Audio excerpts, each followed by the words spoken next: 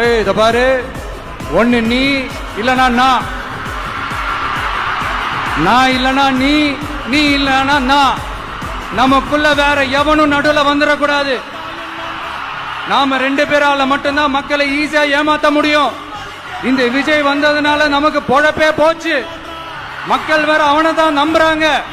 நாம வெளியே அடிச்சுக்கிற மாதிரி அடிச்சுக்கிட்டாலும் உள்ள நம்மளுடைய டீலிங் பக்காவா இருக்கணும். மக்களோட ஃபீலிங்ஸ பத்திலாம் நமக்கு கவலை இல்லை. நமக்கு டீலிங் தான் முக்கியம். மாத்தி மாத்தி ஆட்சிக்கு வந்துடலாம்னு நினைச்சோம், ஆனா அது நடக்காது போல் இருக்கு. அதனால நீ என்ன பண்ற? எஸ்ஓபின்னு போட்டு ஒரு பக்கம் அவனை தடுத்துரு, இன்னொரு பக்கம் அவன் மேல பழி போட்டு நானும் தடுத்துறேன். என்ன ஓகேவா? டீலிங் ஓகேவா? ஓவர். இல்லைங்க, உண்மையிலேயே சிரிக்கிறதா என்ன பண்றதுன்னு எனக்கு தெரியும்.